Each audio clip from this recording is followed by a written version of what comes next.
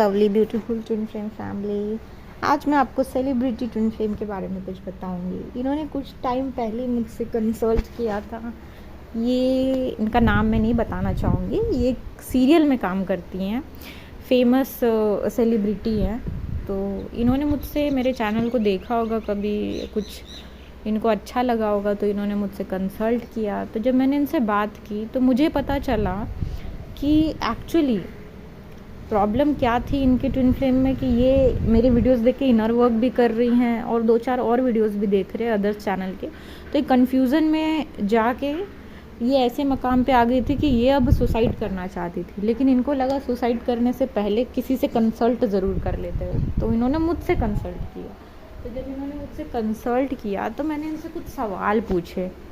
उसका उनके पास मैंने उनको बोला, अगर इस सवालों के अगर आपके पास जवाब है तो आप कर लेना सुसाइड, और नहीं है तो आप को थोड़ा टाइम देना पड़ेगा खुद को। वो सवाल थे मेरे कि आप इस दुनिया में क्या करने आए हो, आपका पर्पस क्या है, आपके लिए मोक्ष का मतलब क्या है, आपके लिए खुद जो आप हो उसका क्या मतलब है आपके जीवन में। ये कुछ सवाल मैंने इनसे पूछे और इनके पास जवाब नहीं था। तो बस जैसे कि मैंने उनसे प्रॉमिस किया था, उन्होंने मुझसे किया था कि अगर जवाब नहीं दे पाएंगे तो वो अपना सुसाइड अटेम्प्ट नहीं करेंगे।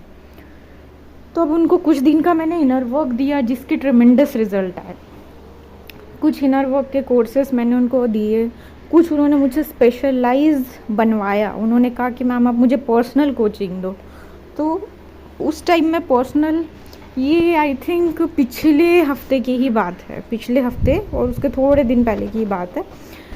तो मैंने इनको पर्सनल कोचिंग देना स्टार्ट किया। अभी भी इनकी कोचिंग चल रही है और ये काफ़ी हद तक पॉजिटिव हो गई है। इनके अंदर जो प्रॉब्लम थी, जो हम सब के अंदर होती है, फीलिंग, बिलीफ, एक्शन और इमोशंस की प्रॉब्लम थी। इन्हें लगता था कि इनके साथ गलत हुआ, विक्टिम एनर्जी में थी, इनकी जो थी एनर्जी इम्बैलेंस थी। तो मैंने इनकी थोड़ी थोड़ी एनर्जीज पे जब काम करना स्टार्ट किया तो ये बहुत हद तक पॉजिटिव हो गई है, लेकिन अलाइनमेंट अभी भी बाकी है।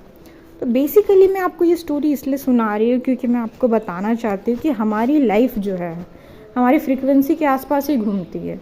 जो जिस फ्रीक्वेंसी में रहता है वो उस लोगों के इंसान को अट्रैक्ट करता है। अगर आप ट्विन फ्लेम की क्या फ्रीक्वेंसी होनी चाहिए, उसकी होनी चाहिए लव और पीस। अगर आप ये फ्रीक्वेंसी में नहीं हो तो आपका डिवाइन काउंटर पार्ट आप के साथ कनेक्ट नहीं होगा, नहीं आएगा। अगर कोई जैसे मैरिड है तो ऐसी क्या फ्रीक्वेंसी में है जो 2 ट्विन पार्टनर मैरिड है और हैप्पी है, पीस में है, हो उनकी हमेशा हो सकती है ये फ्रीक्वेंसी हो कि पीस, लव, जॉय की फ्रीक्वेंसी में हो, वो लोग बहुत टॉप मोस्ट फ्रीक्वेंसी में हो। इसलिए मैं आपको कहती हूँ कि हमेशा लव की एनर्जी में रहिए, प्यार से बात कीजिए, प्यार से एक्ट कीजिए, प्यार की तरह सबके लिए सोचिए ताकि बहुत सारी ब्लेसिंग्स आपको रिसीव हो। तो जैसे ही मैंने इन सेलिब्रिटी के फीलिंग, इमोशन, थॉट, एक्शंस पे थोड़ा काम किया तो इनकी फ्रीक्वेंसी जो है वो हील होने लगी, वो हील होने लग गए। उसके लिए मैंने पर्सनलाइज उन्हें कोचिंग दी उनके इंसिस्ट करने पे। अगर कोई इंटरेस्टेड है कि वो अपनी हीलिंग खुद नहीं कर पा रहा है रिकॉर्डेड सेशन से भी, तो पर्सनलाइज सेशन अवेलेबल है। बस ये है कि आपको उसमें थोड़ी मैं पर्सनली गाइड करूँगी तो हो सकता है ज़्यादा हेल्प मिले।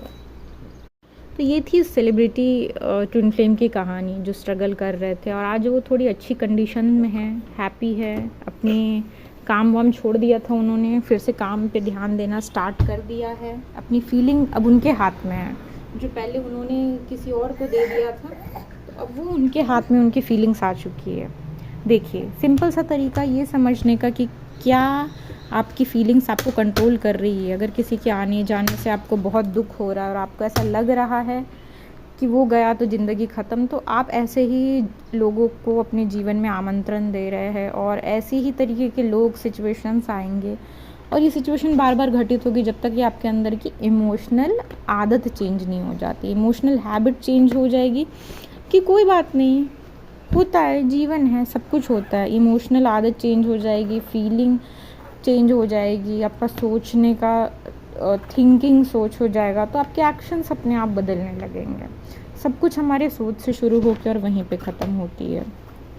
तो इस चीज़ों पे ज़रूर काम करें। अपनी फीलिंग, थॉट, आपकी बिलीफ क्या है किस चीज़ को लेके, पॉजिटिव बिलीफ रखें, पॉजिटिव थिंकिंग, पॉजिटिव एक्शंस, और अपनी इमोशनल हैबिट को भी पॉजिटिव रखें।